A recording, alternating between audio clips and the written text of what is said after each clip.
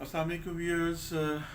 آج میں ایک بڑے سینسٹیو سے ٹاپک پہ بات کروں گا آپ سے، اور ہو سکتا ہے کہ میری اس سوچ کے ساتھ بہت سارے لوگ متفق نہ بھی ہوں، لیکن میں اس سے آلریڈی پہلے جو ہے نا، میں اس سے پہلے کہہ چکا ہوں یہ ساری باتیں، اور کچھ چیزیں آپ سے شیئر کر چکا ہوں مختلف اپنے لیکچرز کے اندر. لیکن آج میں نے سوچا کہ ایک ایسے کنٹینٹ کے اوپر، ایک ایسے ٹاپک کے اوپر ہمیں بات کرنی چاہیے جو کہ جس پہ بات کرنا ہم شاید پسند نہیں کرتے، اور وہ ہے جہیز آخر کیوں. جہیز ہم اپنے لیے یا اپنی ان شادیوں کے معاملات کے لیے اس کو لازم کیوں سمجھتے ہیں، ہم نے لازمی بنا کیوں لیا ہے. سب سے پہلی بات تو یہ کہ بہت سارے گھرانے ہیں ایسے جہاں پر تین تین چار چار لڑکیاں ایک ہی ایج میں ہیں، اور اوپر نیچے سال سال دو دو سال کے گیپ سے وہ گھروں میں بیٹھی ہوئی ہیں اور شادیاں کرنے کے انتظار میں. ان کے ماں باپ جو ہیں دن رات فکروں میں مرے جا رہے ہیں. اور جہیز کا جب سوچیں تو اتنی زیادہ جو ہے وہ آج کل مہنگائی ہو گئی ہے کہ آپ کو ایک چیز بھی بنانے کا سوچتے ہیں تو لاکھوں میں چلی جاتی ہے. گولڈ کی پرائسز کو دیکھ لیجئے، الیکٹرانکس کے پرائسز کو دیکھ لیجئے، فرنیچرز کو دیکھ لیجئے، اوور آل جتنی بھی آپ کی مشینری ہے اس کو دیکھیں آپ. یہ سب کچھ انتہا کے ایکسپینسو ہو گئے ہیں، اور اگر ہم اس کو کیلکولیٹ کریں تو وہ ایک عام انسان کی پہنچ سے بہت باہر ہے. تو ایک فریضہ جو ادا کرنا ہے، ایک سنت نبوی ہے جس کو ہم نے پورا کرنا ہے. اس کو پورا کرنے کے بعد اگر ایک باپ جو ہے قرضوں کے بوجھ کے نیچے دب جائے اور اس کی راتوں کی نیند ختم ہو جائے کہ میں کس طرح سے اپنے قرضوں سے نجات حاصل کروں گا، اور اس وقت دوسری بیٹی کی شادی کی باری آ جائے تو کیا ہوگا، کیا معاملہ بنے گا. اس سے پہلے میں نے حق مہر کے بارے میں بات کی تھی کہ جب بھی حق مہر کی بات آتی ہے تو ہم کہتے ہیں شرعی حق مہر ہونا چاہیے جی.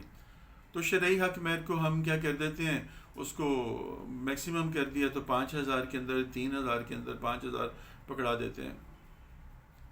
تو کتنی شرم کی یہ بات ہے کہ ہم ایک لڑکی جس کو بیاہ کر لے کر آ رہے ہیں، اپنے گھر کی جو ہے ایک زینت بنا رہے ہیں، اور اس سے ہمارے خاندان کی آگے جو ہے وہ نسل چلنی ہے، ہمارا نام آگے چلنا ہے، اور اس کو ہم مہر کے طور پر 5,000 10,000 کے اوپر جا کے لگا رہے ہیں.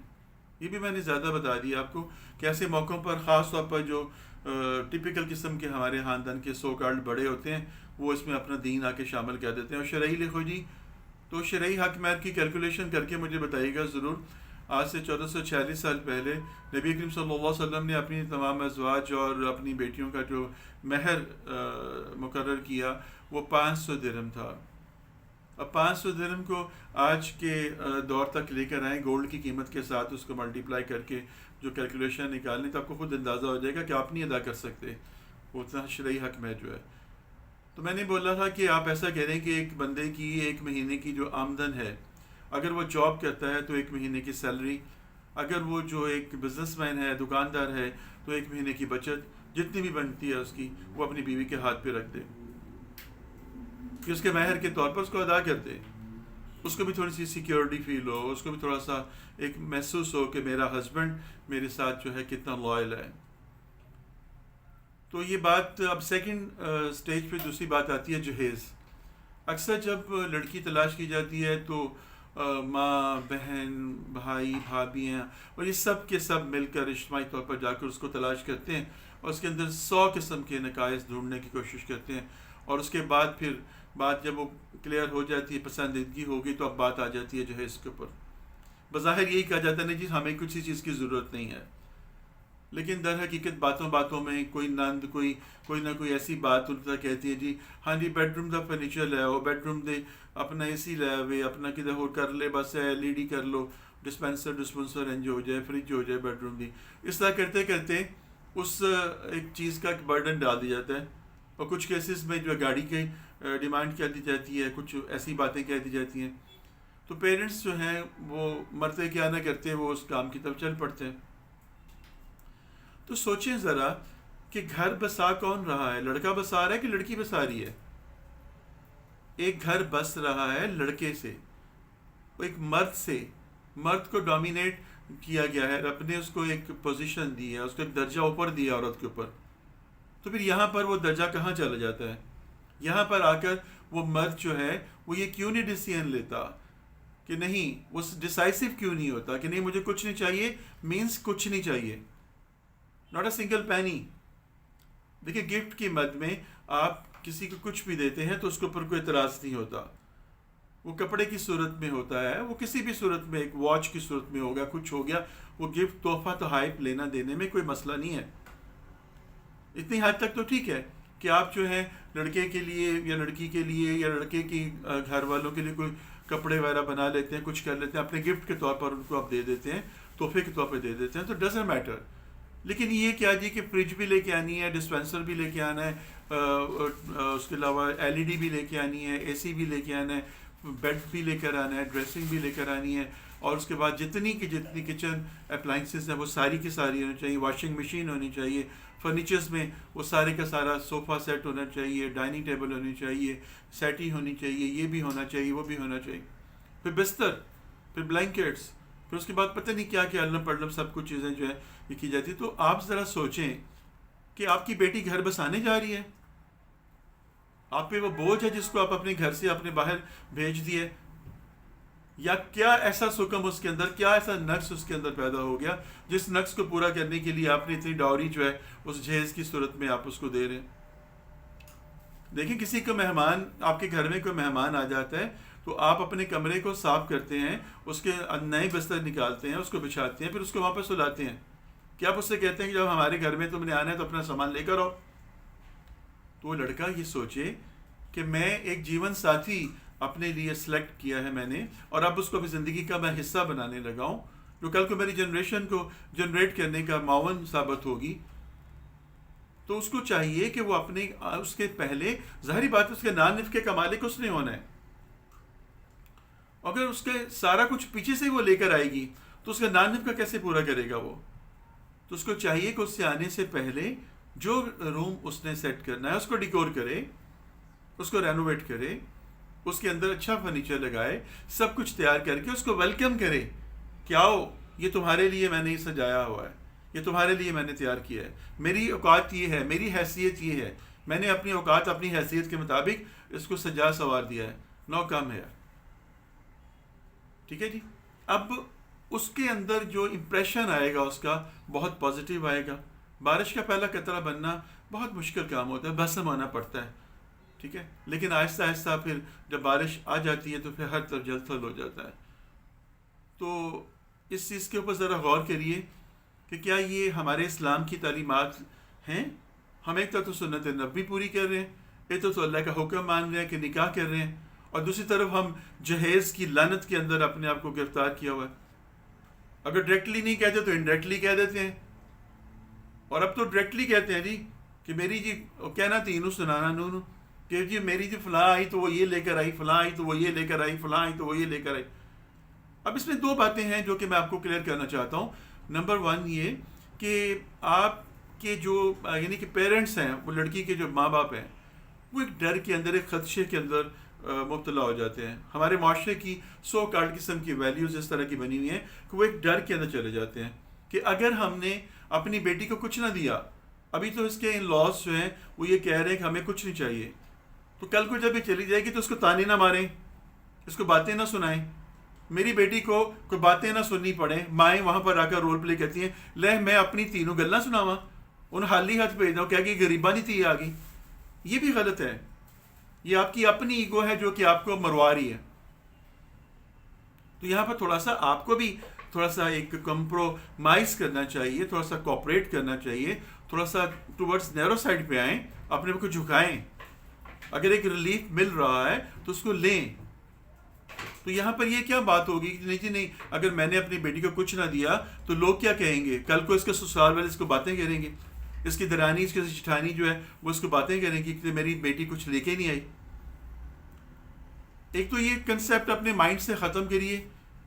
اور دوسری چیز یہ ہے کہ جو لڑکے والے ہیں ان کو یہ چاہیے کہ وہ آلریڈی اگر ایک بات کی ہے پھر اس کے اوپر قائم رہیں.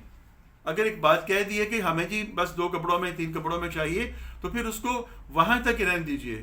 اب یہ بھی میں نہیں کہہ رہا کہ بالکل کچھ نہ کریں.